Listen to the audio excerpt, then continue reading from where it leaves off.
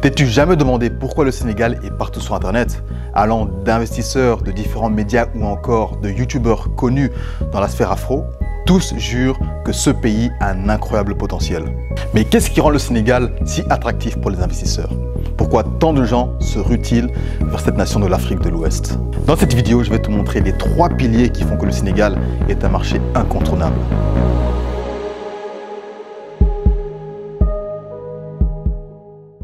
Le premier pilier est la stabilité et la croissance économique du Sénégal.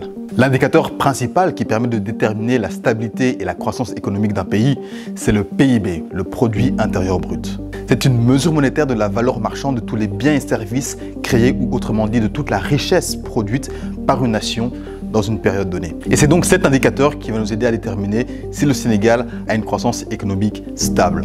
Ce qu'on recherche ici, c'est une croissance constante année après année, sans grande fluctuation. On peut voir ici que le Sénégal, au cours des 14 dernières années, a toujours eu une croissance plutôt stable en termes de PIB, ce qui est très positif. Et maintenant, qu'est-ce que cela donne en comparaison avec des pays développés tels que le Canada, le Royaume-Uni, la France et les États-Unis? En moyenne, le Sénégal a une croissance 2 fois supérieure.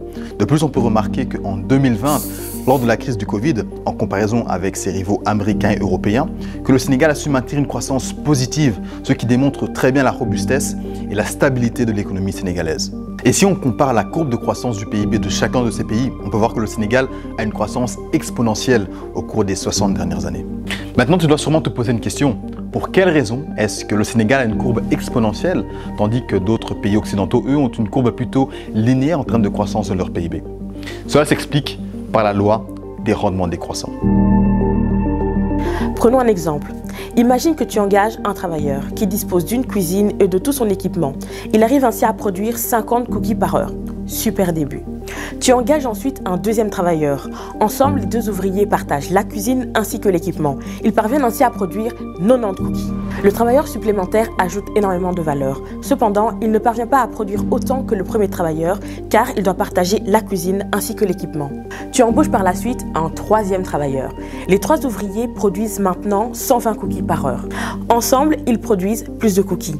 Mais le dernier travailleur ne parvient pas à produire autant que le premier et le 2e ouvrier. Voilà, je pense que tu comprends la logique. Chaque nouveau travailleur ne parvient pas à produire autant que les premiers, car le partage des ressources doit se faire entre de plus en plus de personnes. Donc, en clair, lorsqu'une personne arrive sur un marché économique qui compte déjà un certain nombre de personnes, celle-ci aura plus de mal à produire la même valeur que les personnes qui sont déjà sur ce marché. Pourquoi ? Tout simplement parce qu'elle va devoir partager des ressources qui sont déjà utilisées par plusieurs personnes ou encore plusieurs agents économiques. C'est ainsi qu'on arrive à une économie dite saturée. Maintenant, pour que tu puisses te rendre compte de nos propos, prenons la comparaison suivante. Si on superpose le graphique du PIB de la France avec celui du Sénégal, voici ce que cela donne. On a l'impression que la courbe du Sénégal est quasiment plate quand on la compare avec celle de la France. Mais comme on a pu le voir plus tôt, la croissance du Sénégal est bien supérieure. Cela s'explique tout simplement par le fait que malgré la croissance exponentielle du Sénégal, son PIB reste fortement inférieur à celui de la France actuellement. Les industries qui contribuent principalement à la croissance du Sénégal sont l'agriculture, l'industrie minière, le pétrole et gaz, la construction et le tourisme.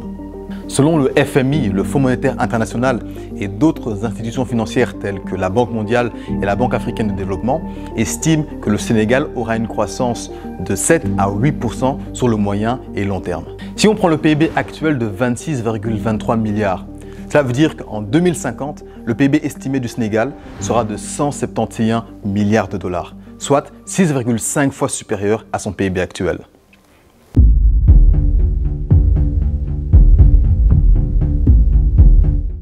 Au-delà du PIB, il est maintenant temps d'analyser ensemble la composition de la population sénégalaise. On en arrive donc à notre second pilier qui est la démographie.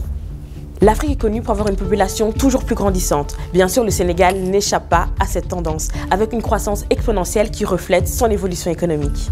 Un des chiffres incroyables qui montre le potentiel de ce pays est l'âge moyen de sa population. Selon toi, quel est l'âge moyen de la population sénégalaise? Je te laisse 5 secondes pour répondre en commentaire. Ok, accroche-toi, la moyenne d'âge est de 19 ans. On se rend vraiment compte de cette stat quand on la compare avec des pays comme les USA, la France, l'Angleterre ou encore le Canada, où la moyenne d'âge est de 40 ans. Avoir une population jeune donne un grand nombre d'accès à des opportunités. Les besoins de cette population sont principalement un besoin d'accès à une éducation de qualité, un marché devant apporter des opportunités de travail, ainsi que l'accès à des logements abordables. Ces besoins se transforment en une grande migration de la population vers les grandes métropoles. La population de Dakar a augmenté de 2,4 millions d'habitants en 2010 à 3,5 millions d'habitants actuellement, soit une augmentation de 45%, et ce, en l'espace de 14 ans seulement.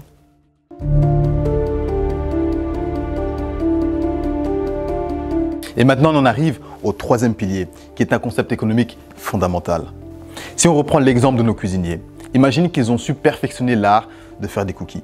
Personne d'autre sur le marché est capable de réaliser exactement la même recette et tout le monde s'arrache ces cookies qu'on ne trouve nulle part ailleurs. Ceci donne l'opportunité aux cuisiniers de donc proposer leurs cookies à un prix bien supérieur à celui du marché.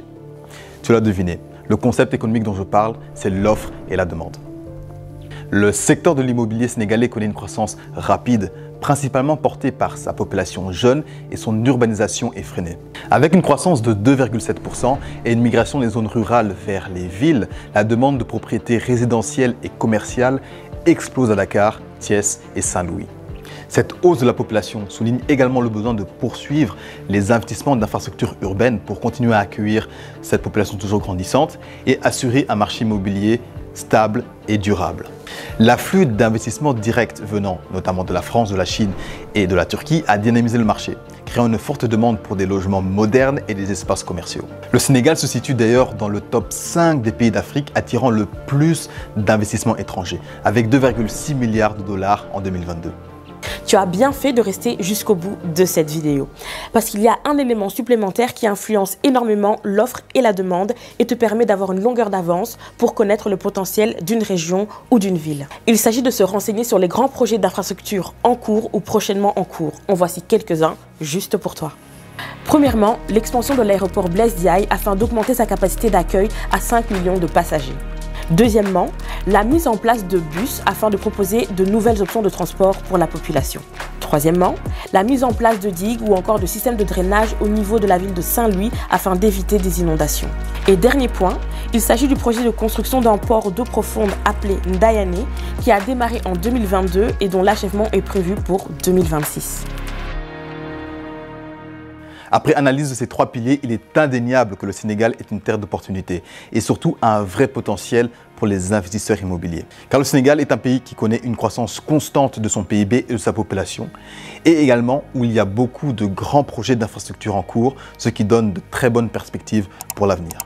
Maintenant, tu comprends mieux pourquoi autant d'investisseurs étrangers et locaux se lancent au Sénégal.